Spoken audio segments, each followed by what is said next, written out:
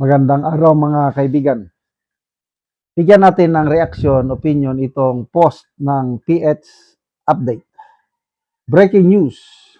NBI pinag-aaralan ang pagpapalabas ng subpoena laban kay Sebastian Duterte kaugnay ng umano'y banta kay Pangulong Marcos. Okay.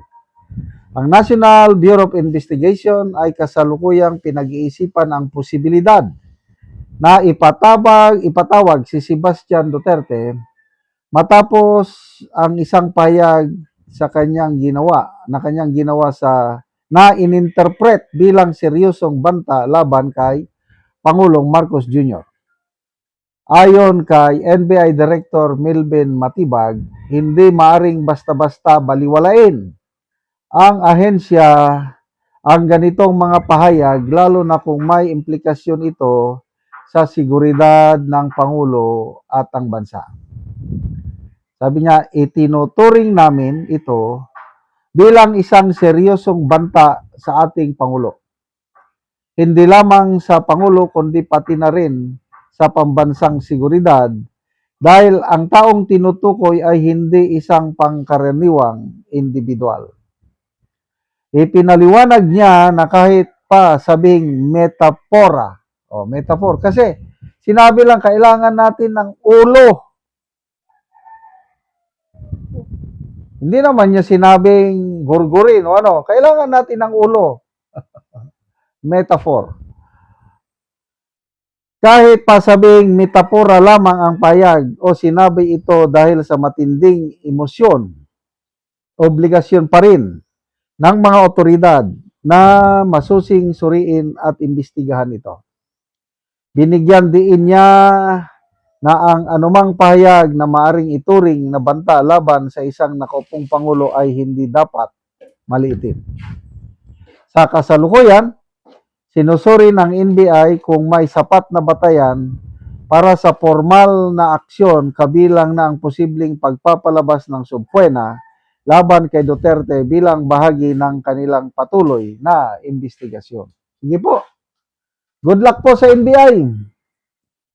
Sige. Proteksyonan niyo ang Pangulo. Mayroong isang payag pa na nababahala na ang NBI Director kasi sa online ang dami daw banta sa buhay ng Pangulo sa online. Sa isang I think sa Isabela, mayroon nung nandun sa Isabela ang Pangulo, meron daw nag-comment doon na barilin na yan. Grabe sobra naman yun. Kaya lang, siguro out of desperation. Wala pa akong nabasang ganun na yung talagang delikadong banta, ang nababasa ko lang mga galit. Yung nasusuklam. Tinatawag nila ng Pangulo na ngagba na kung ano-anong pangalan. Pag magbasa ka, kung isa kang Marcos loyalist, babasahin mo ang mga comments, talagang maano ka dahil grabing mga hateful comments laban sa Pangulo. Bakit nagkakaganyan? Depende sa nakikita ng taong bayan na ginagawa ng Pangulo. So, malaking problema nga ito. Mababa na ang tiwala ng maraming taong bayan. Nakakarami sa Pangulo. Kaya nagre-resulta yan ng mga hateful comments sa social media. To me, that is just part of freedom of speech. Kasi nung panahon ni Tatay Digong, may nabasa kong article. Sinampan ng kaso, isang netizen nagalit kay Digong, sinabi niya, bibigyan, sa comments comment section, bibigyan ko kayo ng 50 million pag magurgur nyo si PRRD. So, sinampan ng kaso, wala, dinismiss. dinismiss ng korte yung ano. So, sana wake up call ito ng administrasyon na ayusin nila ang kanilang ginagawa para naman maiwasan yung taong bayan, yung galit nila sa Pangulo dahil sa mga kapalpakan, hindi na hahantong ng ganong mga. So, hindi pa nga nila natapos imbestigahan yung grave threat, kunuhay, BP Sara, yung 2024 pa, yung pag may mangyari sa akin, ipapagurgur ko rin yung tao na yan. Presidente, hindi ba nila, up to now, iniimbestigahan pa. O, ginawang grounds for impeachment, wala naman silang ebidensya. O ngayon, isusunod na naman nila si Mayor Baste. Go, go, go! Maalala ko, hindi sumipot sa NBI si BP Sara, yung grave threat. Yung sinabi niyang ipapagurgur ko rin kayo, may nakontak akong hitman. Hindi siya nagpakita sa ano. Abogado lang nagpunta. So dito, palagay ko, hindi rin pupunta si Mayor Baste. Pwedeng abogado lang yan.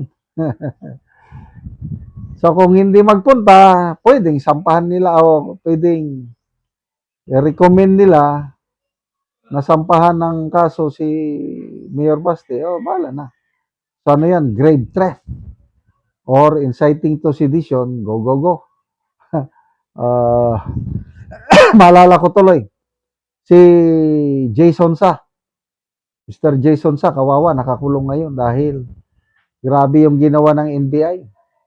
Parang sinadya na iserve yung warrant of arrest Huwebes ng gabi, pagka kinabukasan, May 1, holiday, Sabado, Linggo, walang korte, at 3 araw sa kulungan si Mr. Jason Sa. Sabi ni Attorney Edward Chico, sinadya daw yun. Para makulong yung isang anti-Duterte na. No?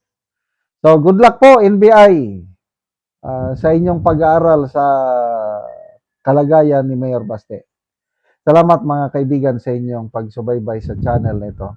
Nakakatulong kayo ng malaki sa tribong Talandig ng Bukidnon dahil ang sweldo natin sa channel nito is pantulong po sa tribo. Namimigay tayo ng libreng yero at pako para makapagpatayo sila ng mas maayos na tirahan. Panoorin nyo ang video na ito. Mo nang matagaan si tatay. Tagaan Giero. Tanawan na ni akong sinano. Kabungkag na ni akong balay. Amo na ni ang akong balay magkabungkag na. Mao ni ang balay ni Lolo. Amo na ni siya tanawa akong balay magka bungkag na ni. Ipaluturan na nako og kuan bato kay lupad na sa langit. Tanawa na o. Mao ni ang sulod ni tatay. Wa na akong kuan. Kusog kay allergy ko. So kung ulan, turuan daw kay si tatay o kayang iyong ulan ho tayo. Magkuan na siya. Tanawang abuano. Kung magluto sila, Magbasa so na. magbasa na. Among nilutuan. Kanaagi man na sa ulan ano, kanang naada ka. So munang ilang kahimtang. Ulan na gyud. Ang diri sa sala, so gisapahan na lang og habol og silupin. Aron dili daw tuluan sa ulan. Oh, so karon tay unsay imong masulti nga natagaan ka Giero, makaatop na gyud ka. So atol pa gyud sa Pasko. Merry Christmas tay. Oh, salamat kayo kay ikaw nagatag sa mo grasya og panalangin inatuntak nga tanang tatagaan og maayong panlawas. So tay nganong karon sa pila ka tuig sa kidugayon sa imong balay karon pa kan makaatop og Giero karon pa mapulihan nga natagaan ka. So unsa day imong panginabuhian tay? Ang akong paningabuyan ngadtong una nga kusog pa ko farmer ko. So Ako sa area sa among yutang kabilin. Unya karon nga na kang minyo ng akong mga anak So, na wala wala na na kay di kaya. akong kahimo kay ang akong na So pila na imong edad tay? 66 So sila kay mga anak tay. walo So, natananan na kami so nyo. senior na si tatay. So dako iyang pasalamat sa Ginoo nga natabangan siya o Giero kay makaatop na daw siya. Sige tay, salamat. Salamat kayo. Salamat to magbabaya. hamig suportar ta kanitan hantod sige, o na migamit tay. ko Salamat po. mga katauhan na suportaran kay sa mga senior citizen Oh, sige, ang mga tay. maluyaon. Salamat. Salamat.